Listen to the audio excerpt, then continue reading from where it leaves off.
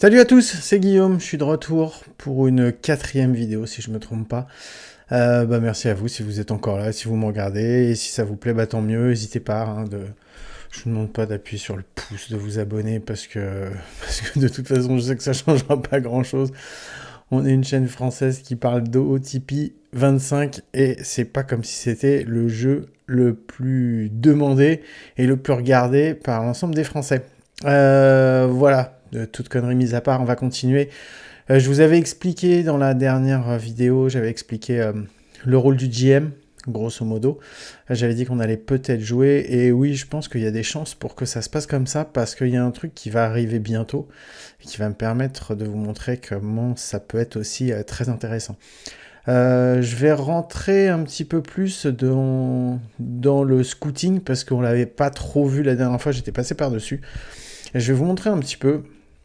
Je vous expliquais, je vais repasser dans le staff pour qu'on puisse bien voir, enfin dans le personnel. Mon scouting director, Tim McIlvaine.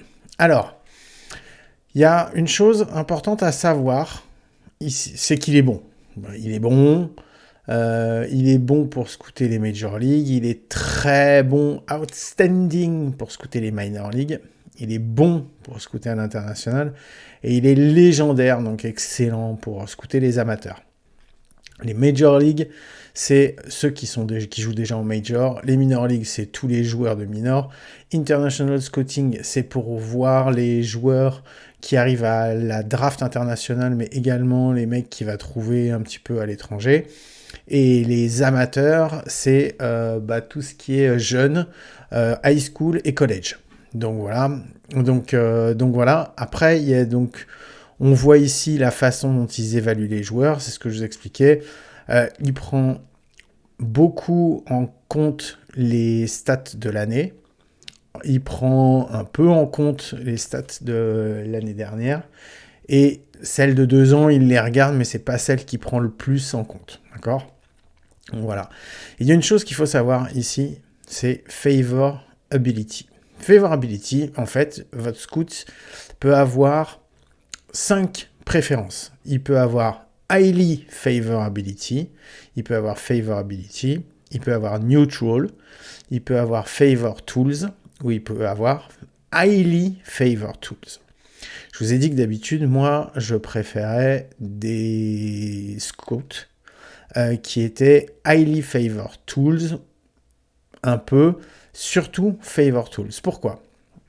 En fait, les deux façons qu'ils ont, il y a deux critères en fait que les scouts vont regarder. Le premier, les tools. Les tools, c'est c'est la vitesse, la puissance, l'endurance. Enfin, c'est ce qu'on appelle les 5 tools. Et soit ils regardent ça, ils vont baser leur jugement dessus, ou sinon les ability, en fait, c'est la façon qu'ils ont de jouer au baseball. Est-ce qu'ils sont prédisposés pour bien jouer au baseball ? Est-ce qu'ils ont des beaux gestes ? Est-ce que on pense qu'ils vont réussir parce qu'ils ont une habilité à la base pour jouer au baseball ? Ou est-ce qu'ils vont réussir parce que sur le papier, leurs tools, leurs 5 tools, sont très bons. Et en fait, la grande différence, donc les favors, si on est sur highly favorability, il va vraiment regarder que la capacité à jouer au baseball du joueur. Si on est sur highly favor tools, il va regarder que ses capacités physiques. Voilà, jusque-là, c'est très clair. Pourquoi moi je préfère favor tools ? Parce que favor tools, tu vas pas forcément... tous les joueurs qu'il va voir, il va te dire « celui-là, il a un potentiel de ouf et tout, il faut que tu le prennes. » D'accord ? Tous les joueurs qui va te dire ils ont des potentiels de ouf, ils ont peut-être, sûrement, des potentiels de ouf, mais il va y en avoir peu qui vont réussir à atteindre le plein potentiel de ce qu'il va te donner.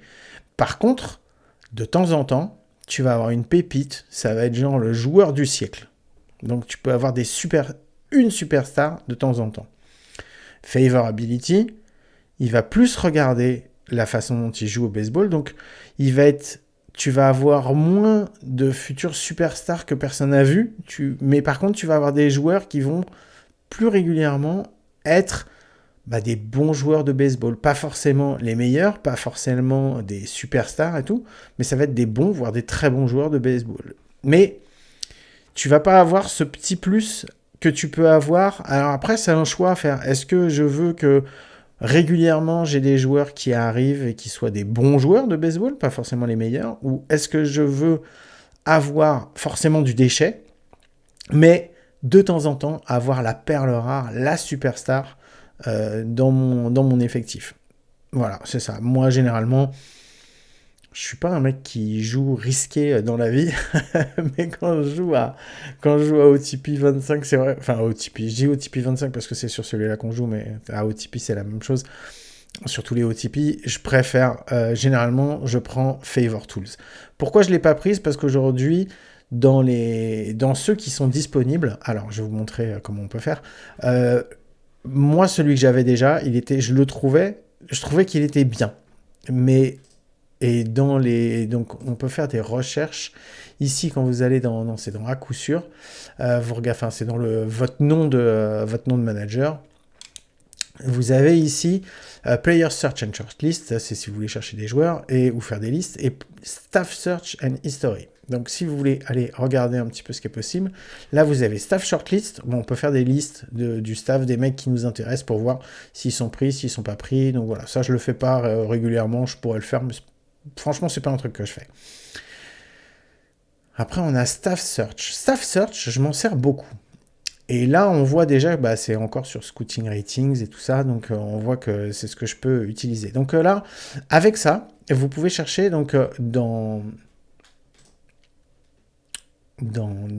les staffs, vous avez donc les general managers, c'est vous, l'assistant GM, donc ça c'est un mec qui vous est dit, qui vous aide à diriger et tout. Le manager, donc le manager, c'est celui qui va coacher l'équipe, donc là c'est Ron Washington. Après vous avez un bench coach, un pitching coach, hitting coach, first base et third base coach qui aident tous justement au développement de l'équipe. Le bench coach, les pitching coach, coach les pitchers, hitting coach va coacher les hitters.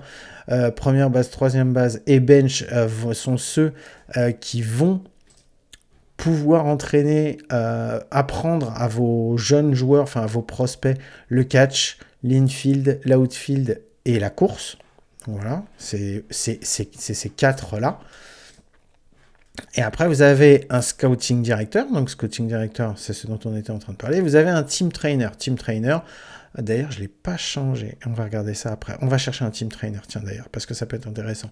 Lui, on l'a jusqu'en 2026 et il coûte 170 000 euros. Ok, d'accord. Donc, on va retourner sur recherche de staff. Donc, avec ça, vous pouvez chercher ce que vous voulez. Vous avez donc les coach ratings, les scout ratings, trainer ratings, value ratings, c'est ce que, en fait, c'est vos GM, vos coachs, ce qu'ils vont préférer. Est-ce qu'ils préfèrent les vétérans? Est-ce qu'ils sont plus pitchers que hitters? Est-ce qu'ils sont plus vitesse que puissance, défense que offense, ou average ou OBP? Donc voilà, ça c'est après quand vous cherchez on va dire surtout des bench coach, qui pourraient devenir après par la suite des managers. Donc, ou si vous cherchez des managers, ça peut être intéressant, ça peut vous permettre d'aller chercher ça. Et sinon, vous avez, donc moi on va chercher, là je vous avais montré donc les scout ratings. Ici, ça c'est ce que vous avez comme vue. Ici, vous pouvez toujours filtrer. Comme on avait vu, vous pouvez faire des choix. Donc, vous voyez, là j'ai déjà des trucs qui sont regardés, on regardera ça après. Et ici, vous avez les occupations préférées, ce qu'ils préfèrent faire. Par exemple, là, on va chercher un team trainer. D'accord? Et on va faire... Tiens, il nous met les trainer ratings tout de suite.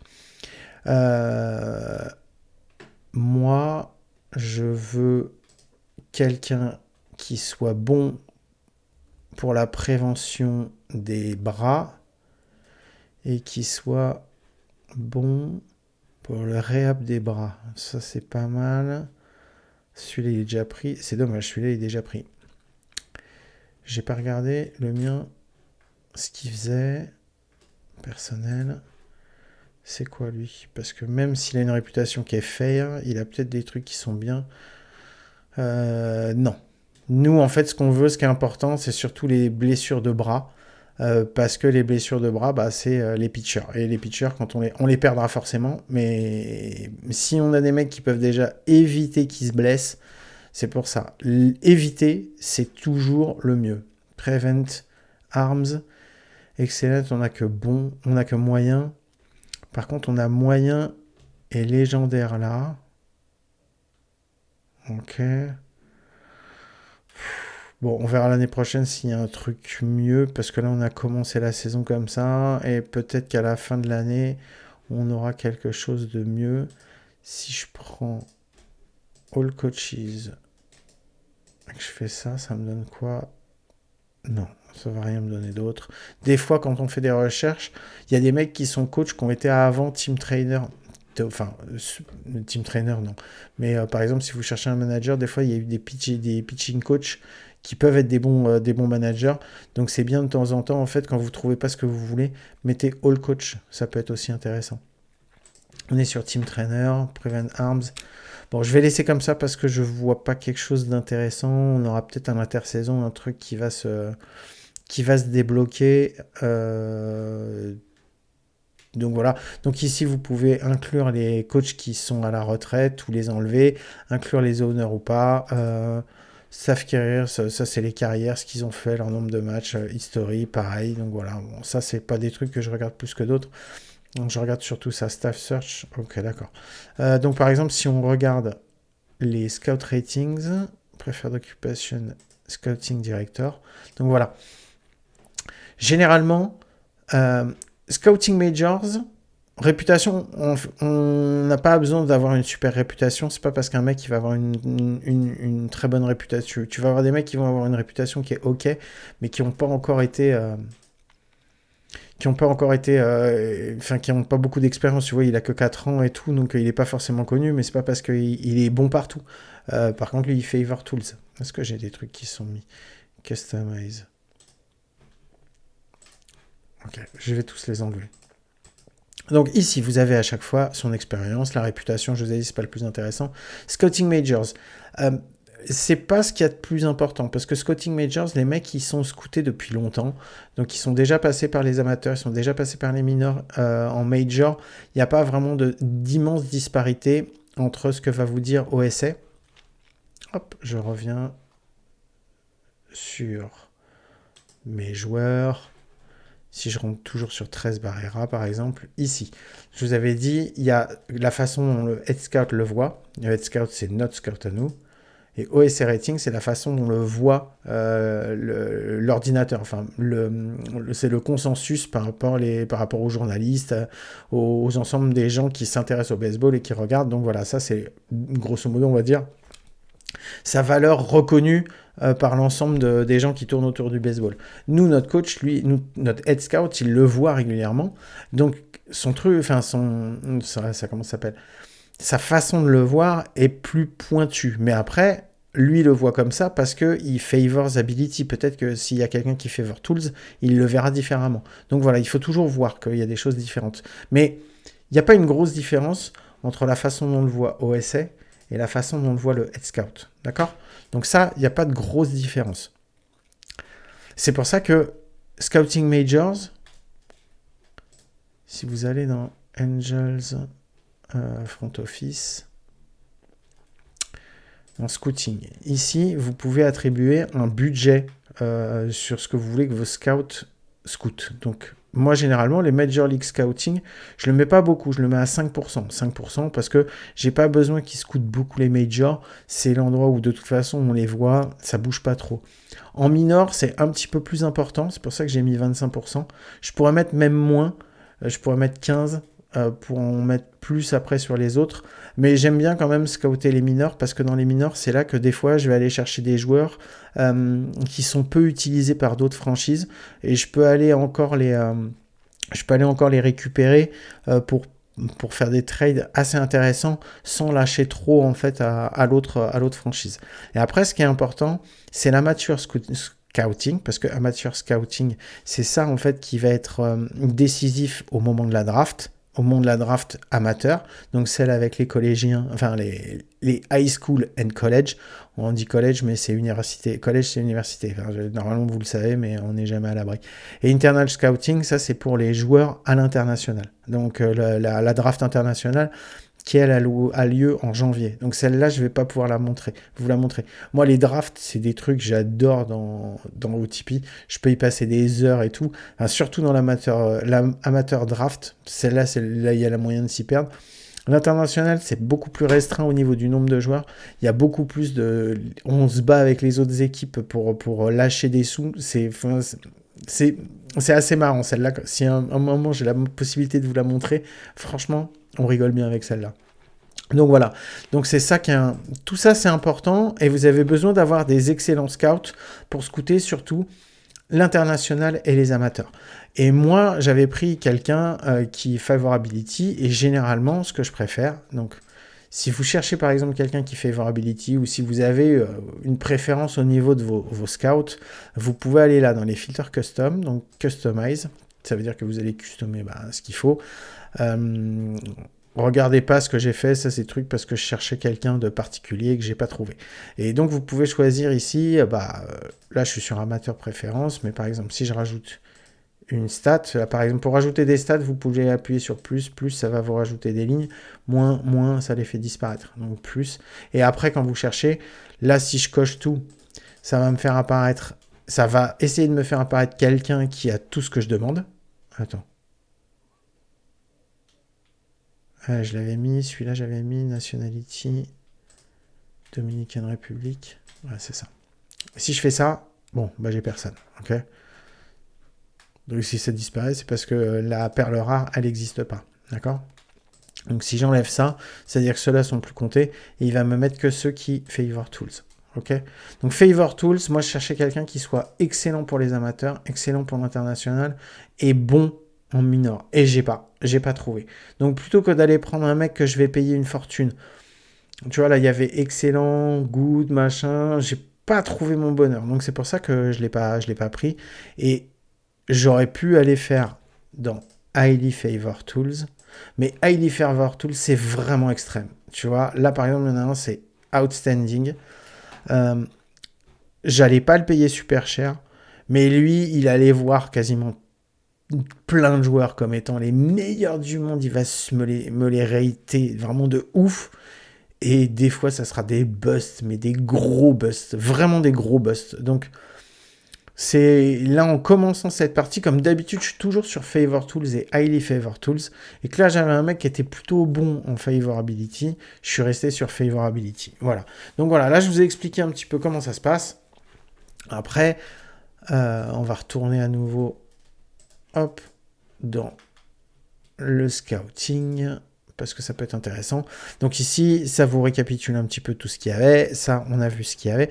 Ici, Scouting Priorities. Vous savez, dans votre effectif, vous savez qui vous avez, dans votre line-up aussi. Dans le Player Development, vous pouvez voir les prospects que vous avez, s'ils sont bons, s'ils sont pas bons. Si on met par exemple par Potential Rating, on va voir que ici, le meilleur, il est à 42. L'autre, il est à 37. En champ gauche, tu vois, par exemple, là, je sais que je vais avoir un déficit dans quelques années. En champ droit, bon, ça va tenir, mais c'est pas non plus exceptionnel. En champ centre, c'est pas... c'est vraiment une équipe de pipe.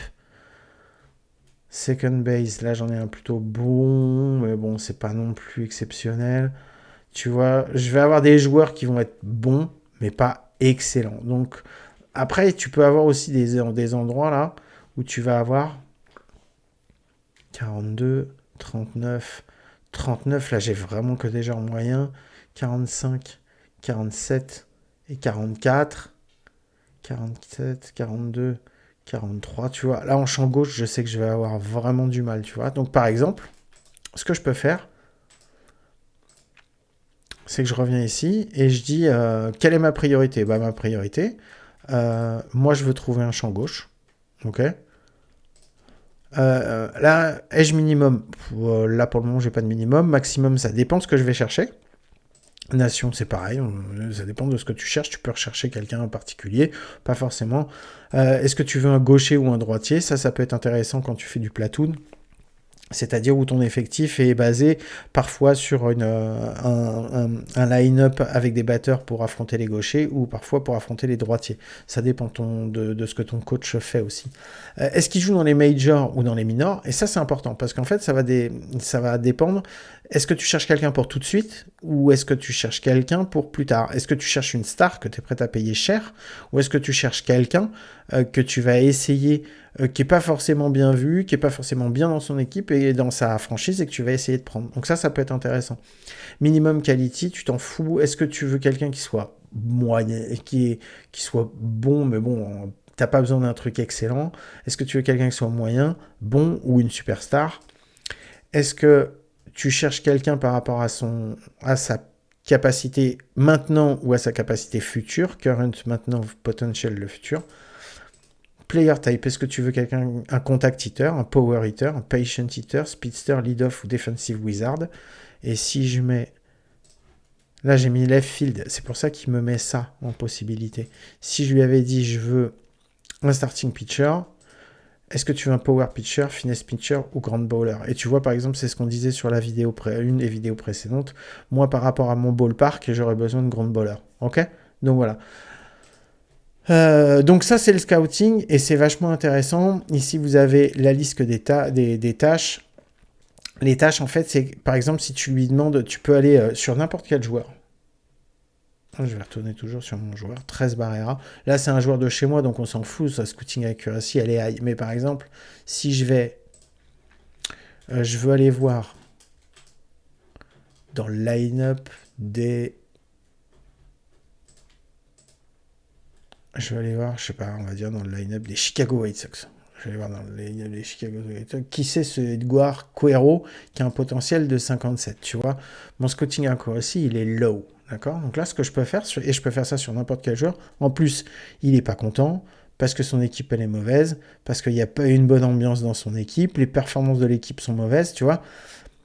Le club n'a pas de leadership, donc tu vois, ça joue ça joue sur le moral, ça joue sur les trucs, et tu vois un mec qui est pas content, bah à la rigueur, tu peux peut-être lui faire une proposition en disant, bah voilà, toi tu coûtes pas cher, t'es à 43 maintenant, t'es à 57 plus tard, alors, c'est ce qu'il me dit maintenant, si je regarde, tu vois, ici, c'est pareil, sur chaque page, t'as une page de scouting, où tu peux voir ce qui a été fait, le report qui a été fait à l'époque. Le dernier report qui a été fait, c'était en avril, par le 22 avril 2024. Il y en avait eu un le 10 mars où il lui trouvait un potentiel de 59. Pas forcément très bon en défense. Il a 44, mais il pourrait arriver à 59. Un contact, on le voit à 50. Il pourrait, c'est pas il devrait. Il peut atteindre 60. En power, il a 35, il peut attendre 45. Au niveau de la vision, il a 60 et on pense qu'il peut atteindre 80. C'est ça les tools en fait, d'accord?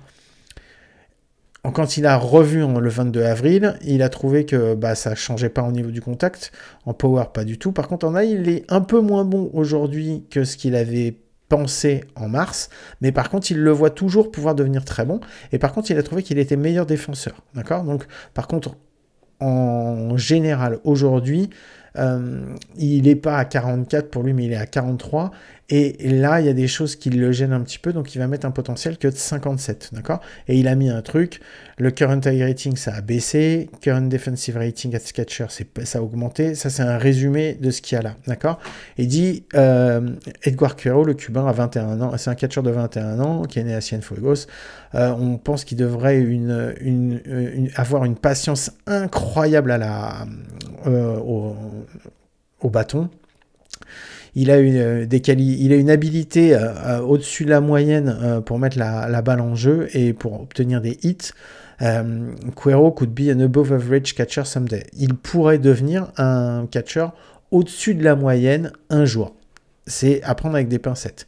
Et ça, c'est ton head scout qui te le dit, par exemple. Mais ton OSA, il le voyait à 36 en mars et le 5 mars. Et le 7 mars, il l'a vraiment vu. Ça, au 5 mars, il ne l'avait pas vraiment vu. Au 7 mars, là, il a dit il a augmenté. Finalement, je le vois pas à 36 parce que sa défense, elle est meilleure que ce que je pensais. Et sa puissance, elle est meilleure que ce que je pensais. Ses yeux sont meilleurs que ce que je pensais. Moi, je le vois aujourd'hui à 43 et avec un potentiel de 48. D'accord? On se souvient que nous, il le voyait à 55-80 ici, par exemple, et là 60-70. 40-45, 35-45. 50-55, 50-60. Tu vois, il n'y a pas beaucoup de différence. Là, il y a un peu plus de différence parce qu'il était en minor. Il commence, il est encore un catcheur remplaçant. Donc, tu as des infos sur lui, mais tu sais pas si elles sont bonnes. Et tu vois, pour n'importe quel joueur, par exemple, tu peux dire Request Scouting Report. Tu dis, pas ce joueur-là, tu vois, celui-là, il m'intéresse pour X ou Y raison, pas parce que tu veux forcément le prendre et tout, parce que tu veux plus en savoir. Et donc, tu as juste à appuyer là. Request Scouting Report, ce que je fais.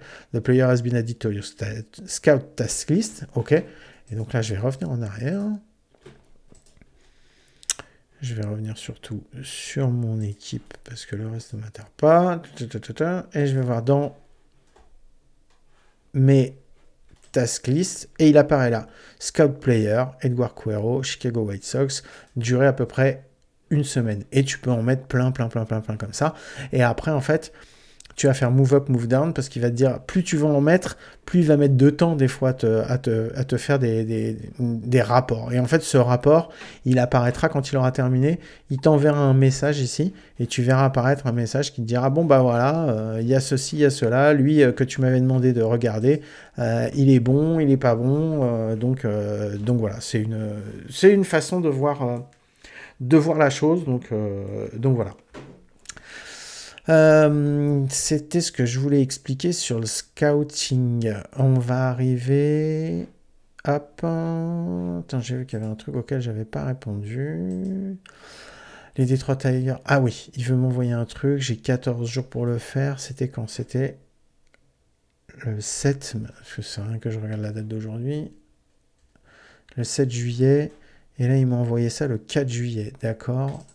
Ce que je veux, c'est bientôt, c'est le 11 juillet.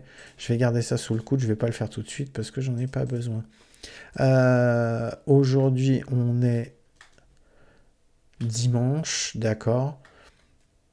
Est-ce que j'ai d'autres choses à faire? Non, je pense que j'avais rien d'autre à faire. Ok, donc on va faire Finish Today.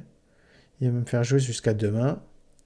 Demain, c'est lundi. Lundi, c'est le début de semaine. Donc même si j'avais dit jusqu'à la semaine prochaine, je n'aurais fait qu'une seule journée. Ah, donc voilà, on avait parlé d'Anthony Rendon qui était blessé. Hop, est-ce qu'on s'en souvient? On va sur la injured list. Elle est où? Angels.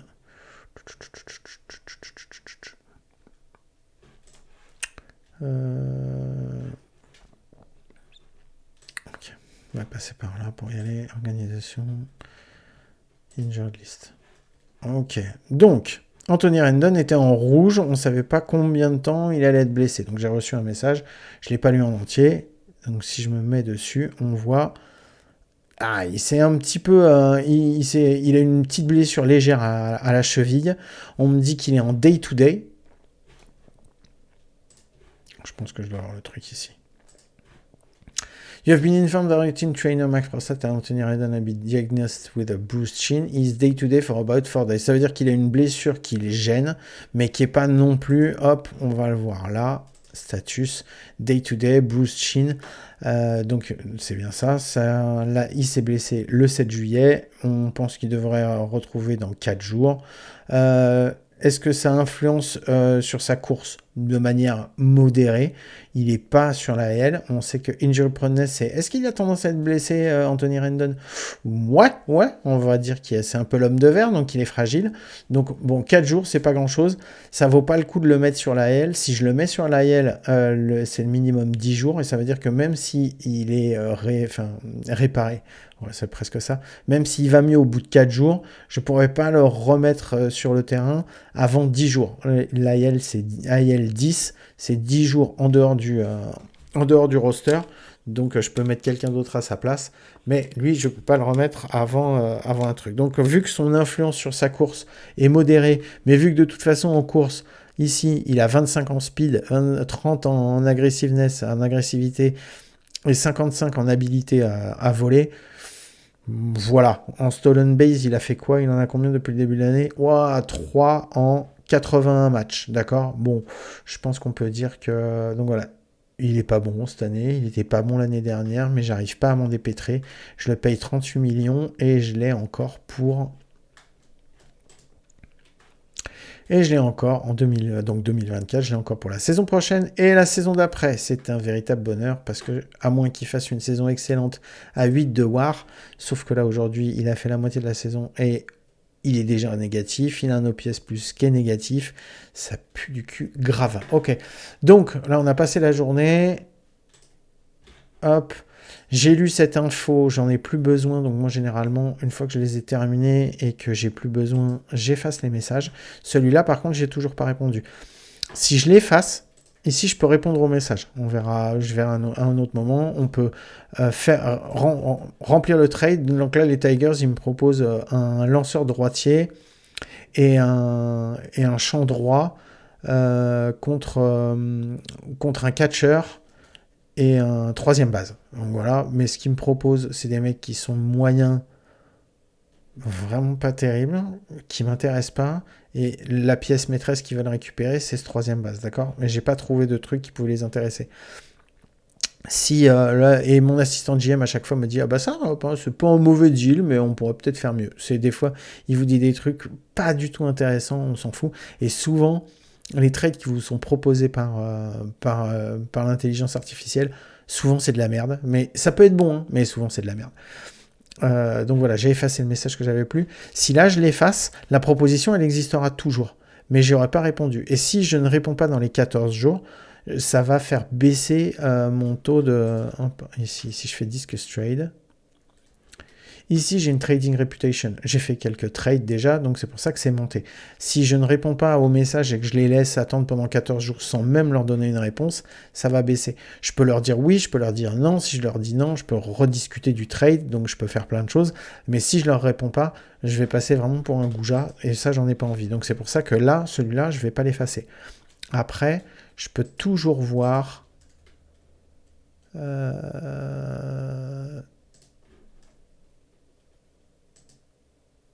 Non, c'est pas moi. Si, je peux toujours voir, en fait, si je vais dans mes...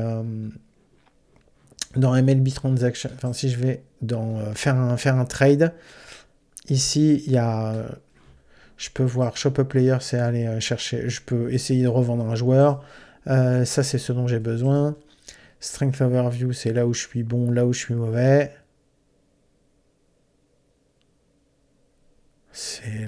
Et là où les autres équipes sont bonnes et mauvaises. Trading Block, c'est les mecs qui sont sur le Trading Block dont les équipes cherchent à se disent. Là, par exemple, Willy Adames, il y a des chances que, vu sa saison, en fait, et vu ses capacités, il y a des chances, en fait, pour que les Brewers essayent de récupérer des comment ça s'appelle, des prospects avec lui. Donc tous ceux qui sont sur le trading block, c'est pas forcément que les mecs veulent les franchises veulent s'en débarrasser. Souvent au contraire, c'est justement qu'ils essayent de récupérer des trucs intéressants pour eux. Et pending, en fait, c'est les trucs que j'ai en attente. Détroit, M. Stephanie, Chicago, not submitted. Ça, c'est un trade que j'avais déjà commencé à essayer de mettre au point et j'ai pas trouvé de truc intéressant. Donc, c'était le 29 juin et je l'avais laissé comme ça. Tu vois, j'avais dit merde, qu'est-ce que je peux avoir pour Michael Stefanic et tout, et j'avais rien trouvé. Donc, quand tu laisses des trucs en plan, il reste quand même dans pending, ça veut dire que tu peux encore revenir dessus. Mais celle-là, je ne l'ai pas proposée, ça ne mettra personne. Par contre, ici, tu vois, celle-là, c'est celle qui m'a été proposée par Détroit. Et il faut à tout prix que j'y réponde avant les 14 jours. Donc ça, on verra plus tard. Ok. Je vais avancer parce que ici, tu vois, je vois mon truc. Je sais que je joue contre Texas et je vais avoir la First Year Player Draft. First Player 1. Je vais faire next week. Je joue de semaine en semaine, des fois de 3 jours en 3 jours. Pourquoi je fais ça? Parce qu'aujourd'hui, je suis dans une équipe qui est mauvaise. De semaine en semaine, quelle que soit l'équipe, généralement, c'est ce que je fais, parce que ça permet de pas trop rater.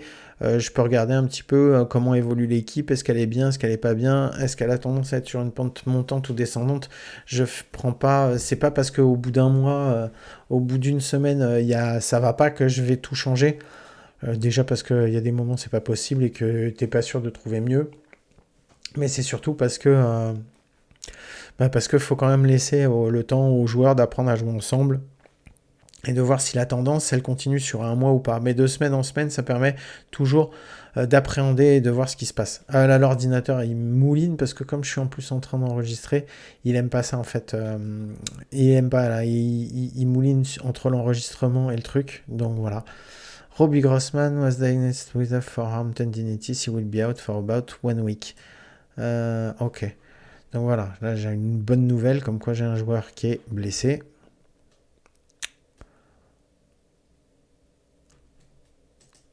Oh, mais en plus il s'est arrêté directement. En fait, il a fait qu'une journée. C'est très bien comme ça. Robbie Grossman, une journée. Il a fait quoi? Ses stats, elles sont pas très bonnes. Est-ce que je vais avoir besoin? On va regarder. Line-up. Mais très bien. Michael A. Taylor, il est réparé. Et ben, je vais mettre Robbie Grossman sur la L. 10 days.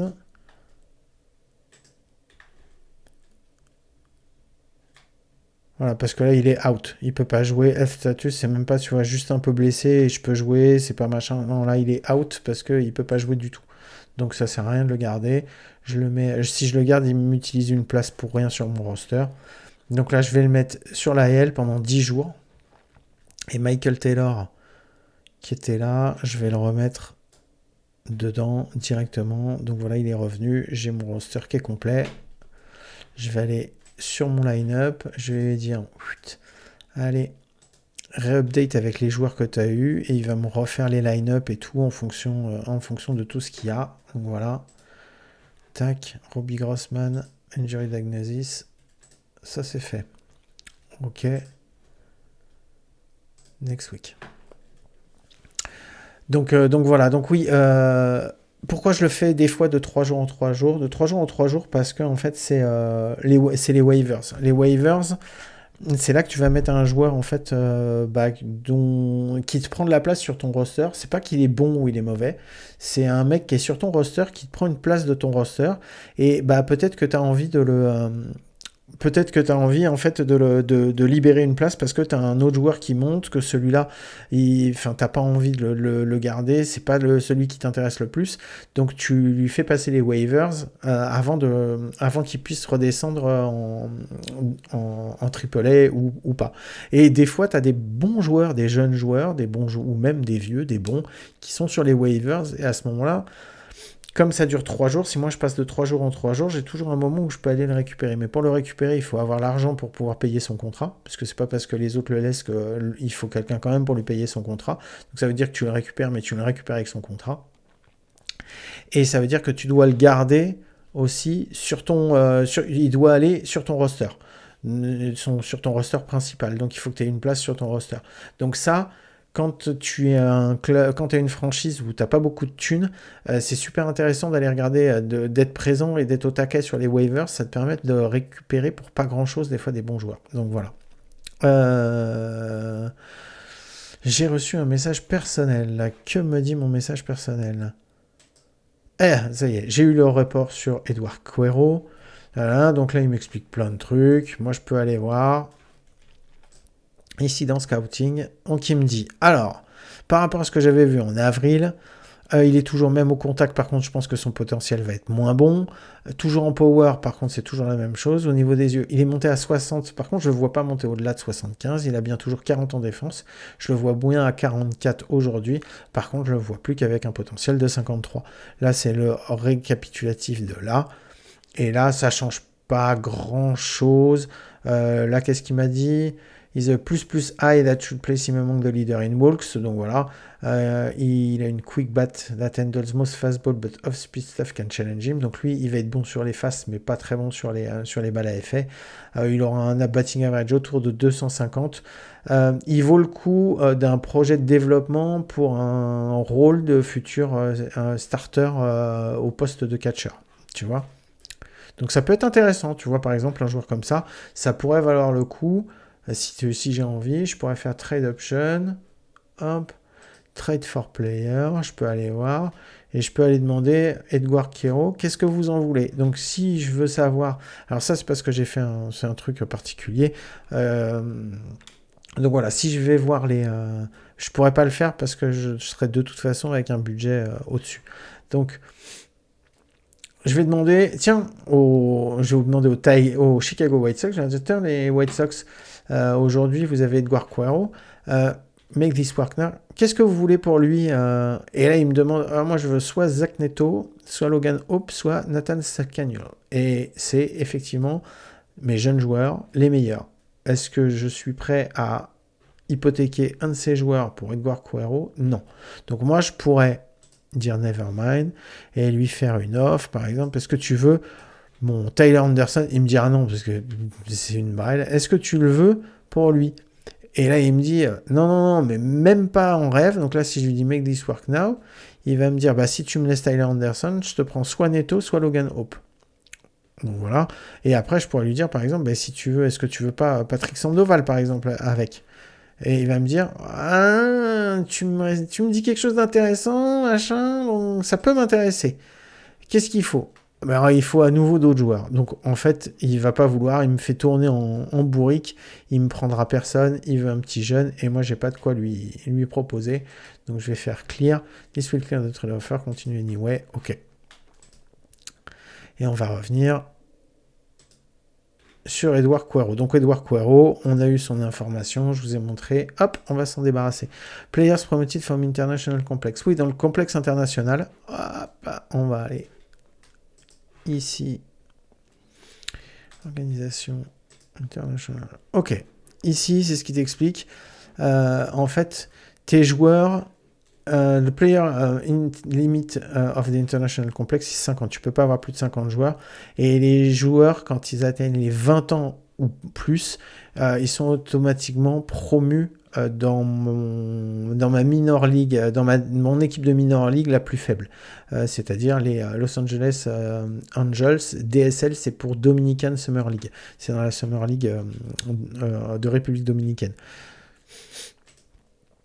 Donc là, All Players. Donc voilà. Et là, il me dit, moi, je t'ai fait monter tous ces joueurs.